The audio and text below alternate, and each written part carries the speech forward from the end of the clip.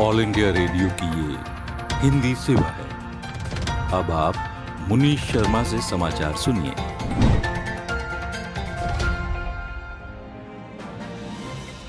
प्रधानमंत्री की कौशल विकास योजना का तीसरा चरण आज देश के 600 जिलों में शुरू हुआ।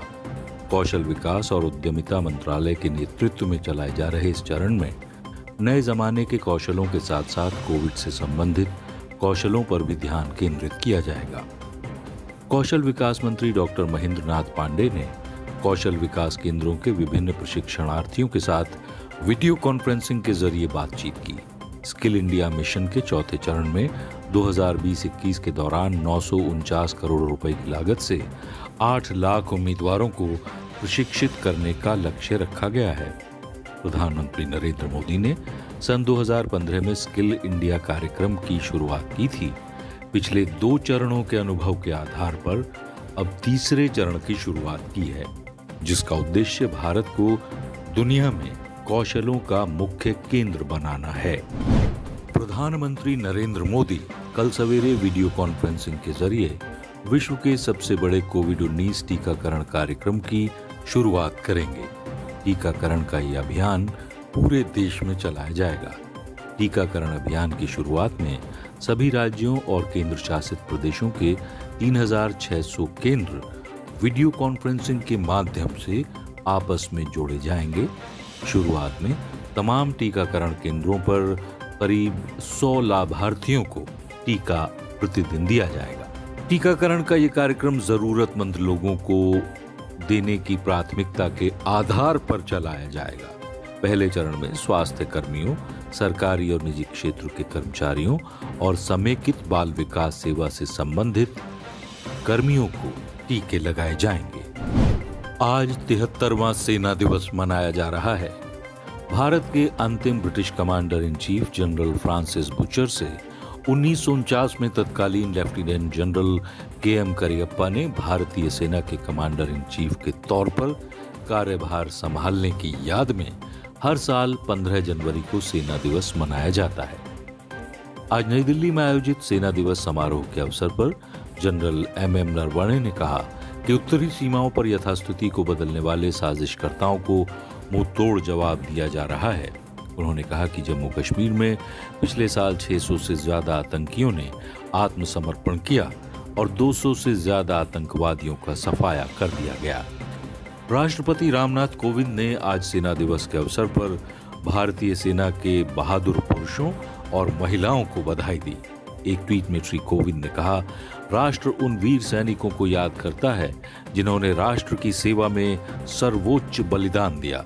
उन्होंने कहा कि देश साहसी और समर्पित सैनिकों, पूर्व सैनिकों और उनके परिवारों के प्रति आभारी है और रहेगा। प्रधानमंत्री नरेंद्र मोदी ने सेना दिवस के अवसर पर सभी देशवासियों की ओर से भारतीय सेना को नमन किया। एक ट्वीट में श्री मोदी ने कहा, हमारी सेना मजबूत, साहसी और दृढ़ संकल्प है, जिसने सदैव देश को गौरवान्वित किया है।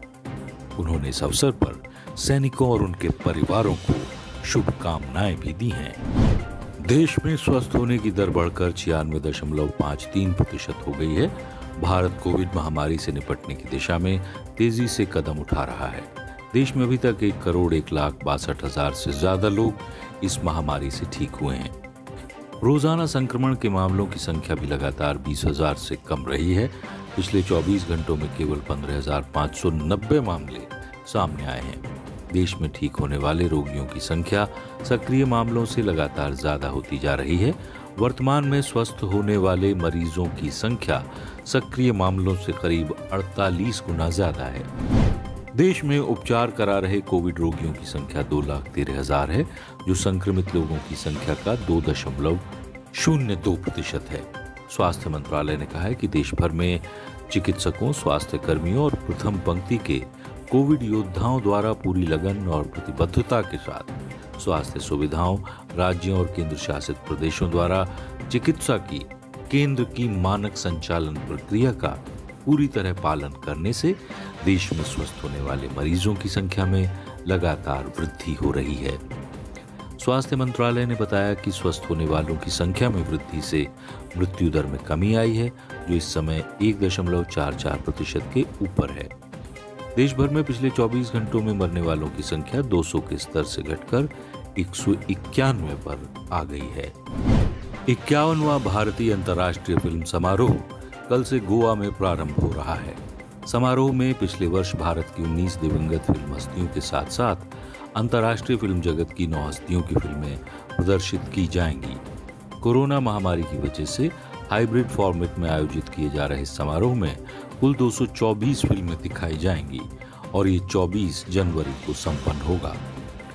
भारतीय अंतर्राष्ट्रीय फिल्म समारोह में इरफान खान, सुशांत सिंह राजपूत, ऋषि कपूर और हॉलीवुड सितारे चैडविक बोसमैन और सौमित्र चटर्जी की फिल्में भी प्रदर्शित करके उन्हें श्रद्धांजलि अर्पित की जाएगी। इन फिल्मी हस्तियों की बॉबी, पान सिंह तोमर, केदारनाथ, चारुलता और 42 जैसी फिल्में दिखाई जाएंगी। समारोह में जिन अन्य भारतीय कलाकारों को श्रद्धांजलि दी जाएगी उनमें फिल्म निर्माता बासु चटर्जी, निशिकांत कामत, मनमोहन महापात्रा, उर्दू शायर राहत इंदौरी, कोरियोग्राफर सरोज खान, गायक एसपी बालासुब्रमण्यम, अभिनेता जगदीप, कुमकुम, निम्मी, विजय मोहंती, श्रीराम लागू, अजित दास, संगीतकार वाजिद खान, गीतकार योगेश गौड़ और कॉस्ट्यूम डिजाइनर भानु अथैया शामिल हैं। विदेशी फिल्मों में अभिनेता Kirk Douglas, Olivia de Havilland, Max von Sydow, film निर्देशक Alan Parker, Ivan Passer, Goran Paskaljevic, cinematographer Allen Daviau और संगीतकार इनियो मोरिकॉम की फिल्में दिखाई जाएंगी। फिल्मोत्सव के पैनोरमा खंड की शुरुआत तुषार हीरानंदानी द्वारा निर्देशित फिल्म सांड की आंख से होगी, जिसमें तापसी पन्नू और भूमि पेंड्रेकर ने महत्वपूर्ण भूमिकाएं निभाई हैं। भारत के 51वें अंतर्राष्ट्रीय फिल्म समारोह में महान फिल्मकार सत्यजीत राय को उनकी सुप्रसिद्ध फिल्मों के प्रदर्शन के जरिए भावभीनी श्रद्धांजलि अर्पित की जाएगी। सूचना और प्रसारण मंत्रालय के सचिव अमित खरे ने 2019 में भारतीय अंतर्राष्ट्रीय फिल्म समारोह के स्वर्ण जयंती आयोजन में इसकी घोषणा की थी। सत्यजीत राय के जन्मशती वर्ष में आयोजित किए जा रहे समारोह में श्रद्धांजलि के तौर पर उनकी चुनिंदा फिल्में जैसे चारुलता, घरे बाइरे, पाथेर पंचाली, शतरंज के खिलाड़ी और सोनार किला प्रदर्शित की जाएंगी। सत्यजीत राय ने कथा फिल्मों और वृत्तचित्र तथा लघु फिल्मों सहित कुल 36 फिल्मों का निर्देशन किया था। वे एक बेहतरीन कथाकार, प्रकाशक, चित्रकार, संगीतकार, ग्राफिक डिजाइनर और फिल्म समीक्षक भी थे। उन्होंने बच्चों और किशोरों के लिए भी कई कहानियां और उपन्यास लिखे थे। राष्ट्रीय राजधानी दिल्ली में सुबह सुबह कहीं कोहरा छाया रहा। न्यूनतम तापमान 9 डिग्री सेल्सियस दर्ज किया गया। अधिकतम तापमान 18 डिग्री सेल्सियस के आसपास रहा। मुंबई में आमतौर पर आसमान साफ रहा। न्यूनतम तापमान 19 डिग्री सेल्सियस रिकॉर्ड किया गया, जबकि अधिकतम तापमान 31 डिग्री सेल्सियस रहा। चेन्नई में कहीं कहीं बादल छाए रहे। न्यूनतम तापमान 23 डिग्री सेल्सियस रहा और अधिकतम तापमान 30 डिग्री के आसपास रहा। उत्तराखंड के ऊंचाई वाले क्षेत्रों में ताजा हिमपात होने से शीतलहर जारी है। उत्तराखंड की राजधानी देहरादून, हरिद्वार और ऊधम सिंह नगर सहित राज्य के मैदानी इलाकों में कोहरे के कारण सड़क यातायात बाधित हुआ। खबरों के अनुसार अल्मोड़ा और बागेश्वर में बादल छाए रहे और दोनों जिलों में कई स्थानों पर आज सवेरे घना कोहरा भी था। भीषण ठंड के कारण पहाड़ी क्षेत्रों में सामान्य जीवन काफी प्रभावित हुआ है। तमिलनाडु में आज संत कवि तिरुवल्लुवर की जयंती तिरुवल्लुवर दिवस के रूप में मनाई जा रही है। उनकी महान कृति तिरुक्कुरल दुनिया भर में प्रसिद्ध है। इसमें 1300 श्लोक हैं और इसका भारतीय भाषाओं सहित दुनिया की कई भाषाओं में अनुवाद हुआ है। रूस के महान लेखक लियो टॉल्स्टॉय और महात्मा गांधी को उनकी इस रचना से बड़ी प्रेरणा मिली थी। तिरुवल्लुवर दिवस तमिल महीने थाई के दूसरे दिन मनाया जाता है। प्रधानमंत्री नरेंद्र मोदी ने तिरुवल्लुवर दिवस के अवसर पर उन्हें श्रद्धांजलि अर्पित की। एक ट्वीट संदेश में उन्होंने कहा कि तिरुवल्लुवर के विचार और कृतियों से उनके गंभीर ज्ञान और विद्वता का पता चलता है। श्री मोदी ने कहा कि हमारी अनेक पीढ़ियों ने उनके आदर्शों से प्रेरणा ली है और देश भर के युवाओं से उन्होंने आग्रह किया कि वो करीब 2000 साल पहले लिखी गई तिरुवल्लुवर की महान कृति कुरल अवश्य पढ़ें। प्रधानमंत्री मोदी ने अपनी लद्दाख यात्रा के दौरान इस महान तमिल संत कवि की कृतियों को उद्धृत किया था। और इसके साथ ही ये समाचार बुलेटिन समाप्त हुआ। सुनते रहिए ऑल इंडिया रेडियो की हिंदी सेवा।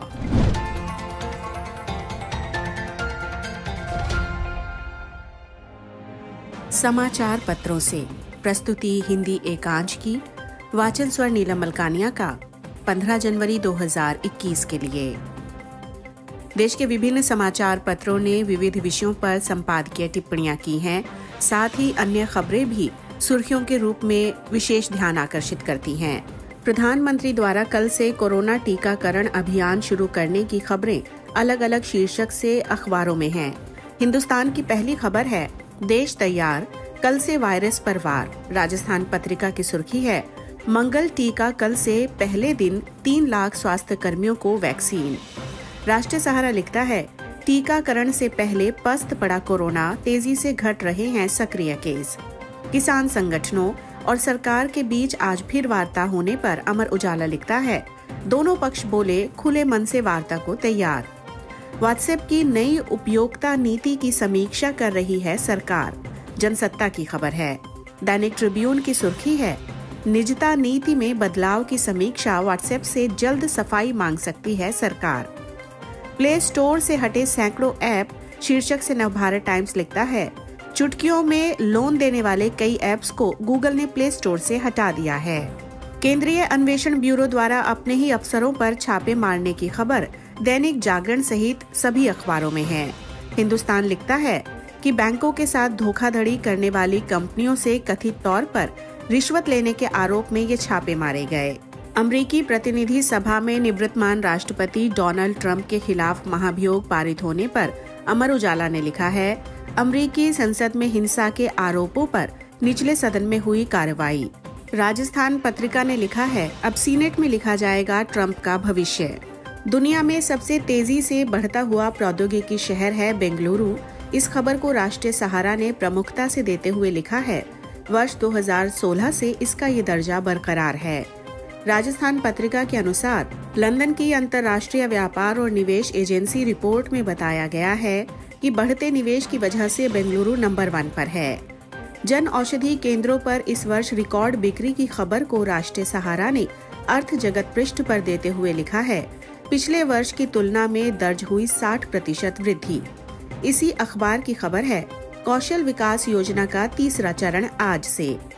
हमें जाना है तेजस से बहुत आगे, शीर्षक से हिंदुस्तान लिखता है, आत्मनिर्भर भारत की दिशा में स्वदेशी विमानों की खरीद एक प्रशंसनीय कदम है।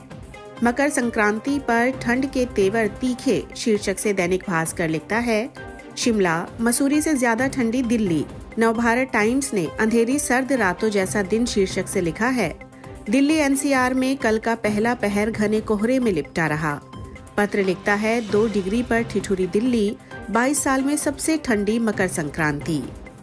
नवभारत टाइम्स बड़े बेआबरू होकर शीर्षक से अपने संपादकीय में लिखता है, अमेरिका को फिर से महान बनाने का नारा देकर सत्ता में आए डोनाल्ड ट्रंप एक ही कार्यकाल में 2 बार महाभियोग का सामना करने वाले एकमात्र अमेरिकी राष्ट्रपति के रूप में इतिहास में दर्ज हो रहे हैं। बुधवार को अमेरिकी संसद के निचले सदन हाउस ऑफ रिप्रेजेंटेटिव्स में उनके खिलाफ महाभियोग का प्रस्ताव 197 के मुकाबले 232 मतों से पारित कर दिया गया। खास बात ये कि ट्रंप की अपनी रिपब्लिकन पार्टी के भी 10 सांसदों ने इस प्रस्ताव के पक्ष में वोट दिया। इसी 20 जनवरी यानी अगले बुधवार को ट्रंप का कार्यकाल समाप्त हो रहा है, लेकिन उससे पहले 19 जनवरी को ही संसद के ऊपरी सदन सीनेट में इस प्रस्ताव पर वोटिंग होनी है। वहां डेमोक्रेटिक पार्टी के बहुमत को देखते हुए प्रस्ताव का पास होना तय माना जा रहा है। पूछा जा सकता है कि सिर्फ एक दिन के लिए महाभियोग चलाने की इस कवायद का भला क्या मतलब है? इस सांकेतिक कार्रवाई से क्या हासिल होने वाला है? असल में ऐसी कार्रवाइयों को कम महत्वपूर्ण मानने का ही नतीजा हमें पूरी दुनिया में लोकतांत्रिक मर्यादाओं को तार तार करने वाले अति दक्षिण पंथ के उभार के रूप में देखने को मिल रहा है। राष्ट्रपति का पद संभालने के बाद से ही ट्रंप खुद को अमेरिकी लोकतंत्र के नियमों और संस्थाओं से ऊपर की चीज दर्शाते रहे हैं। पेरिस जलवायु समझौते से वे ये कहते हुए बाहर आ गए कि ये समझौता बराक ओबामा ने किया था, जैसे ओबामा उन्हीं की तरह एक निर्वाचित राष्ट्रपति न होकर धोखे से इस पद पर काबिज हो गए हों। हाल में राष्ट्रपति चुनाव हारने के बाद तो उन्होंने मतदाताओं के फैसले को मानने से ही इनकार कर दिया। हर उपलब्ध मंच पर उनका दावा खारिज हो गया, फिर भी वे चुनाव में धोखाधड़ी की बात पर अड़े रहे। और फिर जिस दिन चुनाव नतीजों पर संसद की मोहर लगनी थी, उसी दिन ट्रंप समर्थकों ने संसद में घुसकर जो उत्पात मचाया, वो अमेरिकी इतिहास का एक शर्मनाक अध्याय बन गया है। सबसे अहम सवाल अब यही है कि इस प्रकरण को लेकर अमेरिकी लोकतंत्र कितनी सख्ती बरतता है। दुनिया भर में लिबरल राजनीतिक धाराओं का चलन ऐसी प्रवृत्तियों से निपटने के मामले में ढीला पोली बरतने का ही रहा है। दूर दक्षिणपंथी ताकतों को हराकर सत्ता में आने के बाद झगड़े टंटे से बचकर राज करना ही उनकी एकमात्र प्राथमिकता हो जाती है। यही वजह है कि हुल्लड़बाज ताकतों द्वारा जनतांत्रिक संविधान के साथ खिलवाड़ की कोशिशें पूरी दुनिया में तेज हुई हैं। अमेरिकी संसद ने महाभियोग का फैसला लेने के क्रम में दलीय सीमाओं से ऊपर उठकर ये संदेश दिया है कि देश का संवैधानिक ढांचा कोई राजनीति करने की चीज नहीं है और अमेरिकी लोकतांत्रिक व्यवस्था में इसका मुकाम एक ऐसी लक्ष्मण रेखा का है जिसे अगर राष्ट्रपति भी पार करता है तो उसे इसका दंड भुगतना होगा। अभी आप सुन रहे थे समाचार पत्रों से।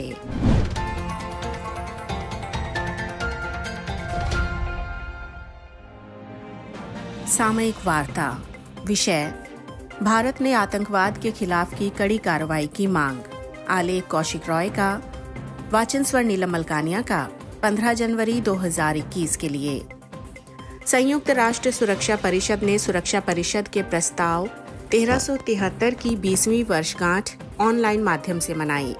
आतंकवाद के खिलाफ लड़ाई में ये एक महत्वपूर्ण संकल्प है। ट्यूनीशिया ने इस महत्वपूर्ण मुद्दे पर संयुक्त राष्ट्र सुरक्षा परिषद का उद्घाटन सत्र चलाया।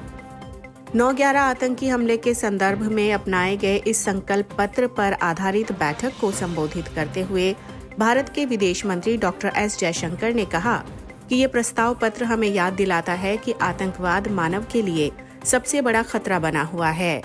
ये सिर्फ मानवीय जीवन पर ही दुष्प्रभाव नहीं डालता, बल्कि ये मानवता के लिए भी खतरा है। इस प्रस्ताव को स्वीकार करके सुरक्षा परिषद ने ये संदेश दिया है कि आतंकवाद के खतरे का एकजुट होकर सामना किया जाएगा। डॉक्टर जयशंकर ने कहा कि भारत आतंकवाद से लड़ाई की वैश्विक कोशिशों में हमेशा ही आगे रहा है। 1996 में संकल्प पत्र 1373 से काफी पहले ही भारत ने आतंकवाद से लड़ने के लिए एक व्यापक वैधानिक रूपरेखा उपलब्ध करवाने के लक्ष्य से अंतर्राष्ट्रीय आतंकवाद रोध व्यापक सम्मेलन का मसौदा तैयार करने की शुरुआत की थी। भारत ने आतंकवाद रोध से जुड़े संयुक्त राष्ट्र के सभी प्रमुख सम्मेलनों और रिपोर्ट्स पर हस्ताक्षर किए हैं और इस संदर्भ में सभी वैश्विक पहलों का भी हिस्सा है। भारत के विदेश मंत्री ने कहा कि संकल्प पत्र 1373 और आतंक रोध समिति वैश्विक आतंक रोध व्यवस्था के महत्वपूर्ण स्तंभ हैं। संयुक्त राष्ट्र की अन्य पहलें जैसे कि आतंक रोध कार्यकारी निदेशालय सदस्य देशों की क्षमता बढ़ाने और उन्हें तकनीकी सहयोग प्रदान करने में अहम भूमिका निभाता है। संयुक्त राष्ट्र की प्रतिबंध व्यवस्था भी आतंकवाद के खिलाफ लड़ाई का एक प्रभावी हिस्सा है। हालिया वर्षों में आतंकी गुटों और स्वतंत्र लड़ाकों ने ड्रोन, आभासी मुद्रा और गुप्त संचार के रूप में अपनी क्षमता काफी बढ़ा ली है। सोशल मीडिया नेटवर्क ने भी युवाओं की भर्ती और उन्हें अधिक कट्टर बनाने में योगदान किया है। कोविड-19 महामारी ने ये हालात और खराब किए। रोग से बचाव के लिए पृथकवास, लॉकडाउन से पैदा असंतोष, आर्थिक अनिश्चितता और इससे जुड़ी परेशानियों ने दुनिया में और संशय पैदा किया, जिससे चरमपंथी प्रचार और कट्टरतावाद को बढ़ावा मिला। डॉक्टर जयशंकर ने कहा कि कुछ देशों या क्षेत्रों के पास आतंकवाद वित्त पोषण मामलों की जांच करने और मुकदमे चलाने के लिए वैधानिक और कार्यकारी रूपरेखा नहीं है, लेकिन फिर भी कुछ ऐसे देश हैं जो जानबूझकर आतंकी गतिविधियों के लिए वित्तीय सहायता उपलब्ध करवाते हैं। इसलिए ये देश आतंकवाद बढ़ाने के दोषी हैं। अंतर्राष्ट्रीय समुदाय को ऐसे देशों को जरूर एकजुट होकर उत्तरदायी ठहराना चाहिए। संयुक्त राष्ट्र व्यवस्था को आतंकवाद के खतरे के प्रति अधिक प्रभावी बनाने के उद्देश्य से भारत के विदेश मंत्री ने कार्य योजना के कुछ सूत्रों का उल्लेख किया। सभी देशों को बिना किसी झिझक के आतंकवाद का सामना करने की राजनीतिक इच्छा शक्ति व्यक्त करनी चाहिए। आतंकी गतिविधि को तर्कसंगत नहीं ठहराना चाहिए और न ही आतंकवादियों का महिमा मंडन करना चाहिए। सभी सदस्य देशों को अंतर्राष्ट्रीय आतंकरोध व्यवस्था और समझौतों के नियमों का पालन करना चाहिए। इस लड़ाई में दोहरे मानदंड नहीं रखने चाहिए और आतंकवादियों को आतंकवादी ही माना जाना चाहिए, अच्छा या बुरा आतंकी नहीं। भारत के विदेश मंत्री ने आतंकरोध और प्रतिबंधों से जुड़े कार्य करने वाली संयुक्त राष्ट्र समिति के कार्य करने के तरीकों में सुधार की मांग की। आज पारदर्शिता, प्रभाव और उत्तरदायित्व की जरूरत है। प्रस्तावित सूचियों को बिना किसी ठोस वजह के रोकने और बाधित करने का रवैया खत्म होना चाहिए। सभी देशों को सामाजिक व्यवस्था को नुकसान पहुंचाने वाली और दुनिया को बांटने वाली विचारधारा का कड़ा विरोध करना चाहिए। इस तरह के रवैये से कट्टरतावाद को बढ़ावा मिलता है और अलग अलग समुदायों के बीच अविश्वास, डर तथा नफरत जन्म लेती है। परिषद को ऐसी नई शब्दावली और झूठी वरीयताओं की चौकसी करनी चाहिए जिनसे हमारा ध्यान भटकाया जाता है। डॉक्टर जयशंकर ने व्यक्तियों और इकाइयों को संयुक्त राष्ट्र प्रतिबंध व्यवस्था में शामिल करने और बाहर निकालने का आधार संयुक्त राष्ट्र के उद्देश्य रखने को ही कहा, न कि राजनीतिक या धार्मिक आधार। इस संदर्भ में योग्यता प्रस्तावों का निरीक्षण करने के लिए कहा गया। आतंकवाद और सीमा पार संगठित अपराधों के बीच सूत्रों की पहचान करके कड़ी कार्रवाई करनी चाहिए। भारत ने देखा है कि 1993 में मुंबई में हुए बम धमाकों के लिए जिम्मेदार अपराधियों को न सिर्फ देशों में संरक्षण प्रदान किया गया, बल्कि उन्हें सारी सुख सुविधाएं भी दी गईं। जितनी कमजोर न्याय व्यवस्था होगी, आतंक को होने वाले वित्त पोषण को रोकना उतना ही मुश्किल होगा। हवाला रोकने और आतंक रोध के लिए FATF वित्त कार्य बल द्वारा सख्ती से कार्य किए जाने से बहुत फर्क पड़ सकता है। विदेश मंत्री S जयशंकर ने कहा कि संयुक्त राष्ट्र के नियमित बजट में से आतंक रोध की दिशा में कार्य कर रही इकाइयों को पर्याप्त आर्थिक मदद प्रदान की जानी चाहिए और इस पर तुरंत ध्यान दिए जाने की जरूरत है। अभी आप सुन रहे थे सामयिक वार्ता।